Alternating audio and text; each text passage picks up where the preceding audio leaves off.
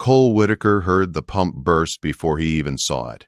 A sharp hiss, a crack, and then a blast of cold water slapped across his neck and shirt. He stumbled back, muttering under his breath as rust and mud sprayed over his chest. The sun was barely up, and already the land wanted a piece of him. The dry New Mexico air stung his eyes while he shut off the valve with both hands. Another morning, another repair. Another reminder that Cotton Creek Ranch survived only because he refused to give up on it. He leaned on his heels, breathing hard. 500 acres of dust, fences that broke faster than he could fix them, horses with more attitude than sense, and a water supply, one dry summer away from disappearing forever. Some days the loneliness felt easier than others. Today it pressed on him heavy, making the silence too loud, too deep. He wiped his face, grabbed his shirt, and straightened just as he heard it. Hoofbeats, slow, steady. Not a threat, but not familiar either. Cole's hand moved for the shotgun resting by the corral post. In this part of New Mexico, trouble didn't announce itself politely. It drifted in with dust and heat, wearing a face you didn't expect. He turned, squinting against the morning glare. A young woman rode toward him, her outline blurred by waves of heat rising from the cracked ground. She sat atop a tired donkey, a wide straw hat shading most of her face. Even from a distance, Cole could tell she wasn't afraid. She rode with the kind of quiet strength the desert tried to break but never managed to. She didn't wave. She didn't look around nervously. She simply stopped near the trough, slid off the donkey, and stood barefoot in the dust. "Morning," she said, her voice clear and steady. "I came for water." Cole blinked. Most people asked with excuses or apologies. They always offered eggs, firewood, or some kind of trade. But this girl looked around like the land belonged to her just as much as to him. He nodded at the jug strapped to the donkey. "The village well's dry again?" She didn't look surprised. He already knew. Las Palomas has been dry 3 days. Folks are walking miles. "You figured my spring would still be holding?" "I did." "You figured right. Go ahead." She knelt and filled the jugs without rushing, her hands calm and sure. Cole watched her closely, noticing the way she moved. Patient, balanced, like she'd learned to use her strength wisely because she didn't have much to spare. Her long black braid slid over her shoulder as she leaned forward. "What's your name?" Cole asked. "Rosalie Jimenez, Domingo's daughter." The name hit a memory.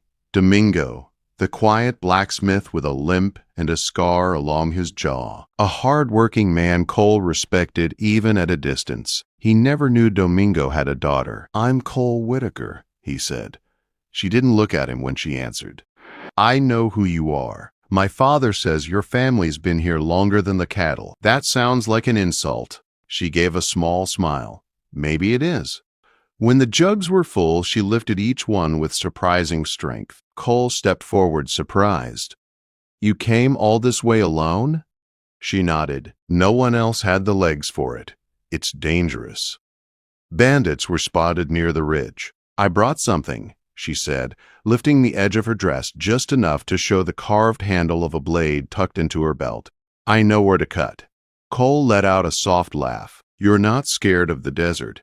That's why you should be scared of me." Their eyes met for the first time, and something inside Cole jolted. Her stare was deep and steady, not soft or uncertain like he expected. She looked at him like she could see straight through the quiet places he never spoke about. "Thanks for the water," she said, climbing onto the donkey. "Come back tomorrow if you need more." "I will." He watched her disappear over the ridge long after the dust settled. Something about her stayed behind, something he couldn't shake. She hadn't come here with fear. She hadn't come here to bargain. She hadn't come here to beg. She came with a fire the desert hadn't managed to take from her. And for the first time in years, Cole felt something sharp and alive settle in his chest. Curiosity. The next morning he was awake before dawn, rinsing 2 clean jugs beside the repaired pump. He told himself it was just kindness, a neighborly thing. But deep down he knew better. When he heard hooves again, he didn't reach for the shotgun. He just waited. Rosalie arrived quietly, breath steady, her braids swinging behind her. She didn't ask permission. She knelt by the jugs like the place already knew her. "You always wake this early?" she asked. "Or only when you're expecting company?" Cole smirked. "Ranch doesn't run itself. You're alone out here." "Most days, yes." She filled the first jug, turned to look at him fully this time, and something passed between them. Not romance, not yet, but an understanding. Loneliness recognized loneliness. By the time the second jug filled, Cole realized she wasn't just here for water. She carried questions in her eyes and a quiet strength in her hands, and when she turned to leave, he found himself speaking before he had time to think. "Rosalie, you can come back anytime." Her faint smile returned, softer than before. "I know," she said, then she rode away. And Cole felt the ranch shift around him, as if the dry land itself knew something new had arrived, something he wasn't ready for, something he already wanted. The morning sun spread a soft glow across Cotton Creek Ranch as Cole scrubbed the last bit of dust from the jugs. He liked to pretend he didn't know why he woke before dawn again, but the truth pulled at him stronger than any rope on the ranch. Something about Rosalie Jimenez had stirred the quiet inside him, and it wasn't going back to sleep. When he heard hooves approaching, he didn't turn away. He didn't hide the small lift in his chest either. Rosalie rode in slow, barefoot again, her long braid tucked beneath a scarf. She slid off the donkey with the same sure step she had the day before and walked straight to the trough. She didn't speak first. Neither did he. Then she looked up at him, a spark in her eyes. "You always wake this early?" she asked. "Or just when you're expecting company?" Cole smirked. "The ranch runs at dawn. Doesn't care if I'm tired." "You're alone out here," she said. He nodded. "It's just me now."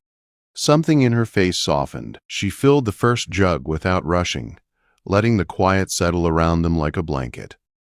"That must get heavy," she said. "Some days more than others." She looked at him then, really looked. It wasn't shy or nervous. It was steady, like she was searching for the truth beneath his words. Cole felt the ground shift under him, though his boots hadn't moved. But before he could say more, her donkey let out a sharp bray. Rosalie hurried to its side, worry creasing her brow. "He's limping," she murmured. Cole crouched beside the donkey and lifted its rear leg. A sharp stone was wedged near the frog of the hoof, leaving a shallow wound. "He can't carry you back to town like this," Cole said. Rosalie didn't hesitate. "Then I'll carry the water myself." "That's 8 miles, Rosalie. I've done worse." He shook his head. "You're riding with me? I'll take you home." Surprise flickered across her face. "That's kind of you." "It's not kindness," he said. "It's common sense." She hesitated only a second before nodding. Cole took one jug, loading it onto a saddlebag. She lifted the other and followed him to his horse. When she climbed up behind him, her hands rested light around his waist. Not tight, just enough to keep steady. He felt her warmth through his shirt, the small, controlled breaths she took, the way she kept herself from leaning too close. Not fear, not shyness. Something like restraint, as if she didn't want to let herself want too much. They rode toward Las Palomas with the desert widening around them. Silver dust swirled behind the horses' hooves. Hawks circled high above, lazy and quiet. The land was harsh, endless, and still somehow peaceful with her beside him. By the time they reached town, the sun had begun to lean westward. Men hammered in the distance, dogs barked from behind fences, and children darted around the forge. When Cole helped Rosalie down, all eyes turned. He was an outsider. He always had been. Rosalie adjusted her scarf. "My house is just there," she said, nodding toward a small adobe home beside the forge. "Your father's in?" Cole asked. "He works late." Before Cole could say more, a woman stepped out from the general store across the street. Mara Quinn. Her auburn hair caught the light, but her expression stayed tight and unreadable. Cole nodded politely. "Morning, Mara." She didn't smile. Her gaze bounced from Cole to Rosalie and back again with an edge he didn't want to unpack. She turned and disappeared into the store without a word. Rosalie watched her leave. "Friend of yours?" she asked. Used to be, he muttered. Rosalie didn't pry. She just faced him calmly, almost too calmly. I'll bring water again tomorrow if you need it, Cole said. Her eyes held steady on him. I'll be waiting. She walked toward the forge, her braids swaying, her steps strong. Cole watched until she disappeared into the doorway. Something about her presence reached places inside him he hadn't touched in years. He mounted his horse and headed back to Cotton Creek, the desert wind curling around him. Tomorrow couldn't come fast enough. The next morning, when Cole loaded water into the saddlebag, he noticed something near the fence line, 2 empty clay jugs. Neatly placed, Rosalie's mark, a message without words. She hadn't waited for him. She'd come at dawn, left the jugs, and trusted him to understand. By the time he arrived in Las Palomas, Rosalie was waiting at the edge of the village, sleeves rolled up, hat pulled low. You brought the water, she said. You left a message, he replied. She didn't smile. Come on, there's work to do. They rode back together in the wagon, the barrels rattling behind them. Rosalie talked about town gossip, books she borrowed from the church shelf, how she missed her mother's cooking. Her words filled the quiet places inside him more than he expected. At the ranch, she hopped down before he could help, walked straight to the trough, and began hauling buckets. You're not here just for water, Rosalie, he said. No, she answered. I'm not. Then what are you doing? She turned slowly, sun lighting her face. Learning, she said. Working, helping. She paused. Isn't that what people do when they're building something? He stared at her. Building what? I don't know yet, she said. But I thought I'd start with a fence. That afternoon they worked side by side, hammering wire under the blazing sun. Rosalie moved with a stubborn determination, even when blisters split her skin. When the hammer slipped and she cut her palm, she didn't cry out. She simply hissed under her breath. Cole grabbed her hand. Let me see. It's fine, she said. It's bleeding. It's mine to bleed. He cleaned the cut gently, wrapping it with a strip torn from his own shirt. She watched him silently, eyes steady. You're building something inside me, she whispered. Something I didn't know needed fixing. Before Cole could respond, hoofbeats approached, slow, heavy. Domingo Jimenez. He dismounted without speaking, eyes moving between his daughter's wrapped hand and Cole's steady grip. Evening, Cole called. Domingo nodded once. You got time to talk? Cole swallowed hard. Of course. Inside the barn, Domingo made his message clear. Cole had stirred something deep in Rosalie, something that mattered, something he needed to face. And when Rosalie didn't come the next morning, or the next, Cole began to understand just how much her absence could break him. The barn felt too quiet without her, too still, like the tools themselves were waiting for footsteps that never came. For 3 long days, Cole worked the ranch with a hollow feeling in his chest. He fixed fences, fed horses, checked the spring twice a day, but nothing filled the space Rosalie had carved open. Her gloves still sat on the shelf, curled like a pair of hands reaching for something that wasn't there anymore. On the 4th morning, he couldn't take it. Cole saddled his horse before sunrise and rode hard toward Las Palomas, dust swirling behind him in sharp, restless clouds. He didn't shave, didn't change his shirt, didn't think about anything except the empty barn and the quiet spaces where her voice once lived. When he arrived at the forge, sparks flew through the open doorway. Domingo hammered at the anvil without glancing over. Tommy Espinoza polished metal near the steps, his eyes sharp enough to catch the truth. She's inside, Tommy said. Cole nodded and stepped in. Rosalie stood at the far end of the forge, shaping leather with slow, careful movements. Her hair was tied tight, her sleeves rolled, her face drawn with more tiredness than she let herself show. She didn't look up until she felt him there. When she did, her hands stilled. Her breath caught. The space between them thickened like warm smoke. Can we talk? Cole asked, his voice low. Domingo wiped his brow, set his hammer down, and walked toward the door. I need some air, he muttered. Tommy followed. The door closed behind them, leaving Rosalie and Cole alone in the heat of the forge. Rosalie didn't move, didn't speak, didn't hide the confusion in her eyes. "Your father came to see me," Cole began. "Said I stirred something in you." "You did," she said simply. He stepped closer. "I don't want to confuse you. You didn't. I don't want to make you give up anything. You're not." Cole exhaled, rough and uneven. "Then why haven't you come back?" Rosalie finally set the leather down and turned fully toward him. There was no anger in her eyes, only a hurt she had tried to hold steady. "I needed to think," she said softly, "about what I want, about who I'm becoming." "And?" Cole asked. "And I realized something," she said. "I don't want to stop learning. Not from you, not from the world. But I also don't want to become someone who needs permission to breathe." Cole swallowed hard. "Rosalie, I never wanted that." "I know," she murmured, "but I needed time to make sure." Silence settled, heavy but not sharp.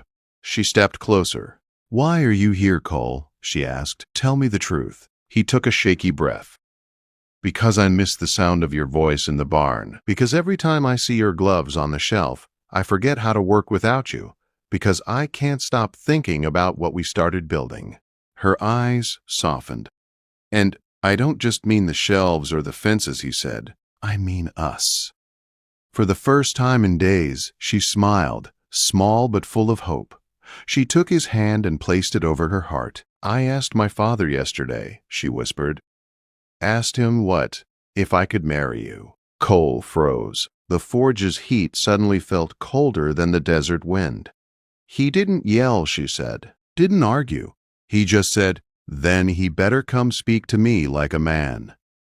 Cole let out a breath he didn't know he held. "And did I?" "You showed up," she said. "You didn't run." He stepped closer until their foreheads nearly touched. "Is this what you want, Rosalie? Truly?" "I want to build a life," she said. "Not under you, not behind you, beside you. If you want the same, then we start today." That was all he needed. Their wedding came the next month, small and warm under a wide New Mexico sky. Rosalie wore her mother's dress, fitted with her own careful hands. Domingo stood proud at her side. Tommy helped Cole mend the chapel roof just in time. Mara Quinn watched from a distance but didn't speak. When Cole and Rosalie returned to Cotton Creek as husband and wife, the ranch felt different. Not softer, not easier, but alive. They unpacked her tools first, then they unpacked their future. Every day they built something: fences, shelves, meals, trust. Every night they learned how to breathe together. And then one morning Rosalie came into the barn holding a folded blueprint. Her eyes glowed with something deeper than hope. "I redrew the design," she said, placing the paper on the bench. "For the shelf?" Cole asked. "No," she said, placing his hand gently on her stomach. "For the future." It took him a second to understand. When he did, he stepped back like someone had knocked the air out of him. "You're?" She nodded. "We're not planning ahead anymore," she whispered. "We're right on time." Months later, under a harvest sky, Rosalie went into labor. The baby boy came into the world pink, loud, and perfect. They named him Miguel after Cole's grandfather. That night, sitting by the fire with their newborn in her arms, Rosalie asked, "Are you still scared?" Cole nodded. "More than ever." "Good," she said softly. "That means you'll do it right." The cradle they built together sat beside the hearth, glowing warm in the firelight.